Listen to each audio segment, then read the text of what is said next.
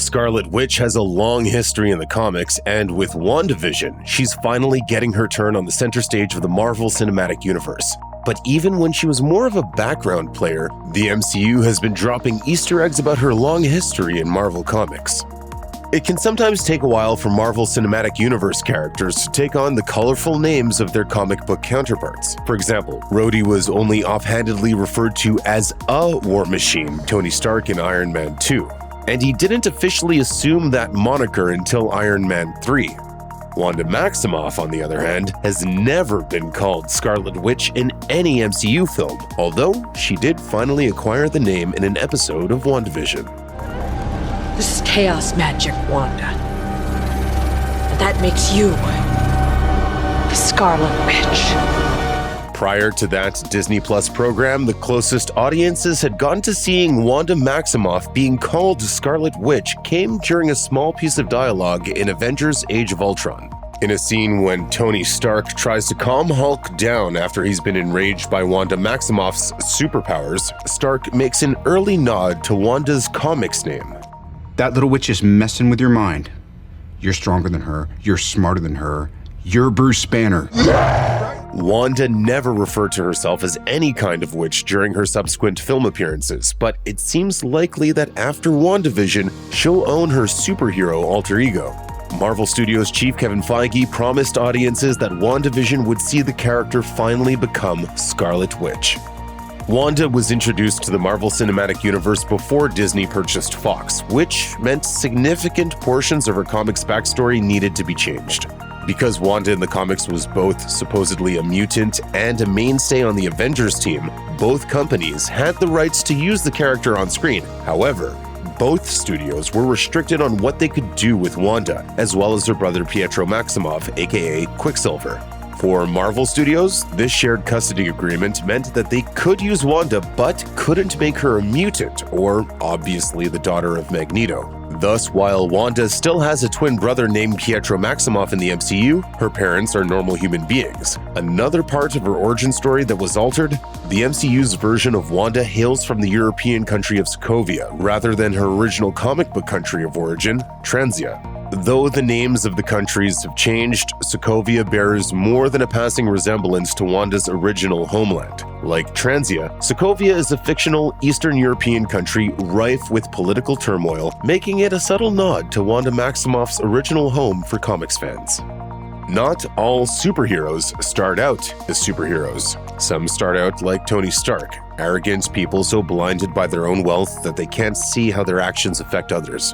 Other superheroes begin their journeys as outright supervillains, like Wanda Maximoff. She and her brother Pietro began their time in the Marvel Cinematic Universe as voluntary human guinea pigs for the terrorist organization known as Hydra. These experiments gave them both their superpowers, and they eventually joined forces with the diabolical robot Ultron as his superpowered henchman. In their time working for Ultron, Wanda and her brother tormented the Avengers and helped lay the groundwork for the maniacal robot's plan for world domination.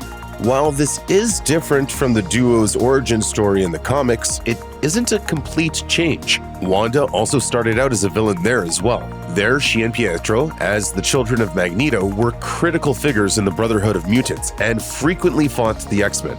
Much like their film incarnations, though, Wanda and Pietro didn't stay villainous for long. How could you? How could I what? You said we would destroy the Avengers. Make a better world. It will be better. In both mediums, they eventually turned against their evil masters and went on to work for the Avengers, just as comics readers always suspected they would. The suburban New Jersey setting of WandaVision is a gift that keeps on giving.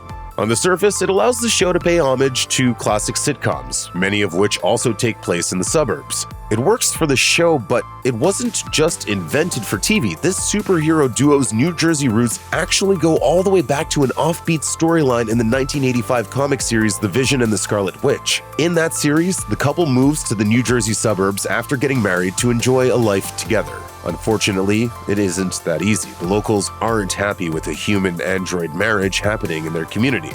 The source of conflict in the Vision and Scarlet Witch is more mundane than the supernatural goings-on that fuel the plot of WandaVision, but putting the pair in Westview adds a connective tissue to Wanda and Vision's prior comic book series, as well as 2016's Vision series, which saw the character of Vision once again retreating to the suburbs with a new synthezoid family.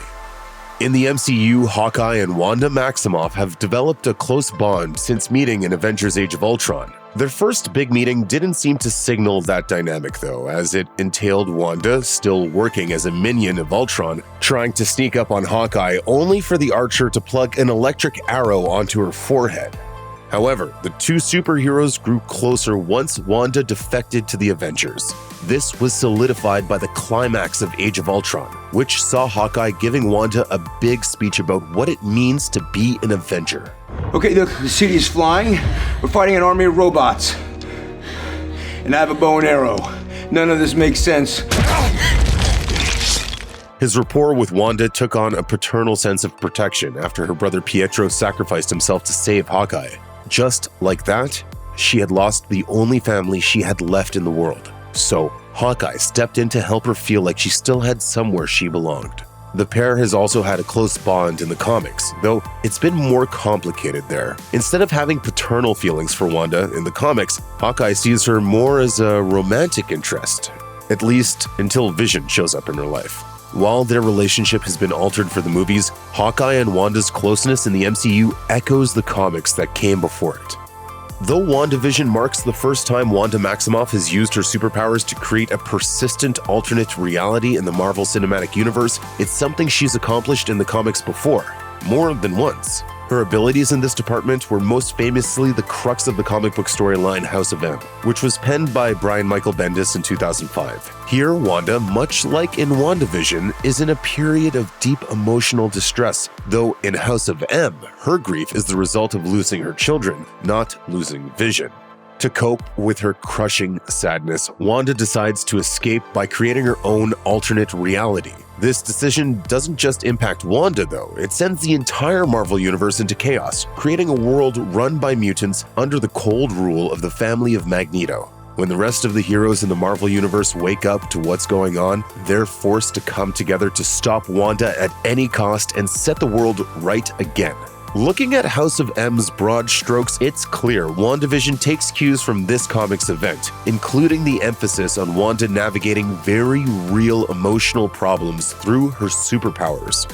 There are clear and major differences between the comics and the show, but the similarities between the two are impossible to miss. Check out one of our newest videos right here. Plus, even more Looper videos about your favorite stuff are coming soon. Subscribe to our YouTube channel and hit the bell so you don't miss a single one.